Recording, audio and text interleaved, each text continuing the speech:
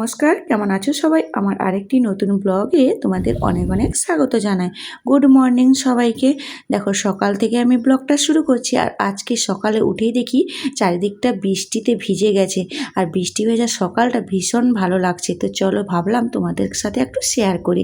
তো আমাদের প্রত্যেক দিনের সকালে উঠে কি কাজ করি চলো তোমাদেরকে দেখাই। এই যে দেখতে পাচ্ছ আমি গরুর গোয়ালে প্রথমে কিন্তু ঘাস দিয়ে দিলাম। এই ঘাসগুলো মাঠ থেকে কেটে আনি, কোথা থেকে কাটি সেটাও এই ভিডিওর মধ্যে দেখাবো। আর এই ঘাসগুলো দিয়ে সকালে তারপরে গরু বের করতে হয়, খড় দিলেও হয়। এখন ঘাস প্রচুর মাঠে আছে, তাই জন্য ঘাস কেটে নিয়ে এসছি, আর ঘাসগুলো অনেকও আছে, তাই জন্য ভাবলাম চলো সকালে ঘাস দিয়ে তারপরে গরুগুলোকে বের করে দিই। আর হ্যাঁ, সকাল সকাল কত মাছ ধরেছে দেখো পুকুর থেকে। মাছগুলো যে একদম জ্যান্ত, কীরকম মানে লাফাচ্ছে দেখো। এই মাছগুলো কি কি মাছ বলো তো? আমি তো এই মাছগুলোকে ওই চুনা মাছ, আর আছে জাপানি পুঁটি, আর একটা পোনা মাছ, আর একটা ফলি মাছ। তো তোমরা এই মাছগুলোকে কে কী নামে চেনো অবশ্যই কিন্তু কমেন্টে জানিও।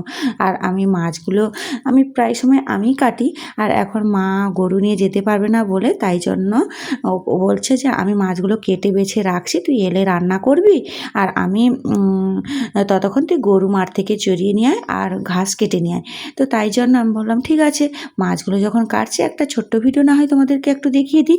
এইভাবে মাছের মাথার কাছে গালগুলো একটু করে কেটে দিলাম, আর ওইদিকে মাছের পেট থেকে একটু করে পিঠ বের করে দিলে ব্যাস হয়ে গেল। গালগুলো ছেটে দিলাম, আর একটু ল্যাচ কেটে দিলে ব্যাস। মাছগুলো প্রায় এইভাবেই সবগুলো কেটে নিচ্ছে।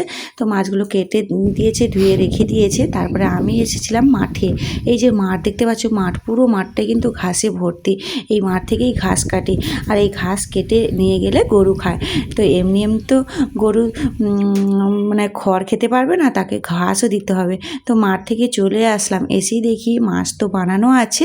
চলো এখানে আলু, পেঁয়াজ, কাঁচা লঙ্কা, আর আছে ওই সর্ষে বাটা, মাছ, আর হলুদ গুঁড়ো, লঙ্কার গুঁড়ো, তারপরে সর্ষের তেল উপর দিয়ে ভালো করে মাখিয়ে, আর একটু লঙ্কার গুঁড়ো, স্বাদ মতো নুন দিয়ে ভালো করে মাখিয়ে এটা কিন্তু কড়াইতে বসিয়ে দিলেই ব্যাস। এই তরকারিটা খেতে কিন্তু ভীষণ টেস্টি হয়। গরম ভাতের সাথে যদি এইভাবে চুনা মাছের তরকারি থাকে আর কিছুই লাগবে না। তো চলো কড়াইতে অল্প একটু তেল দিয়েছি, এবার মাছগুলো মাখা যে রেখেছিলাম সবগুলো একসঙ্গে দিয়ে ঢাকা দিয়ে দিয়েছি। এখন মাছগুলো রান্না হয়ে গেছে, খাওয়া দাওয়া করে এখন বিকালের দিকে চলে আসলাম মার্কেটের দিকে। আর মার্কেটে এসেই দেখি আমার তো ভীষণ ভালো লাগে বাজার করতে, আর সবজি বলো ফল বলো বাজার করতে ভীষণ ভালো লাগে। তো এই করতে করতে এক ব্যাগ বাজার হয়ে গেছে। এইদিকে এসে দেখি কালো জাম।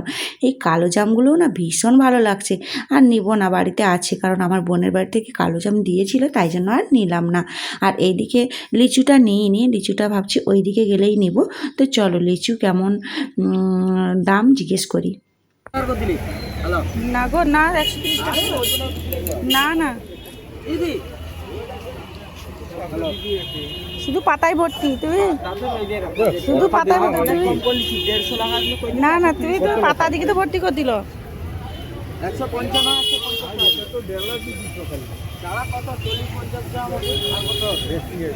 তো এখন তো লিচু নিয়ে নিলাম। এখন ঘোরাঘুরি করার পরে তোমাদের দাদাভাই বলল যে চলো একটু লস্যি খেয়ে নিই। তো তাই জন্য বসে পড়লাম এখানে লস্যি খেতে। লস্যিটাও ভীষণ ভালো ছিল। আমি নিয়েছি দই লস্যি, আর তোমাদের দাদাভাই নিয়েছে চকলেট লস্যি। তো যাই হোক, এখান থেকে চকলেট লস্যি খেতে কিন্তু ভীষণ টেস্টি হয়েছিল। আর আজকের ভিডিওটা কি কোথা থেকে দেখছো অবশ্যই কমেন্টে জানিও, আর ভালো লাগলে লাইক কমেন্ট শেয়ার করে দিও। দেখা হচ্ছে নেক্সট ভিডিওতে।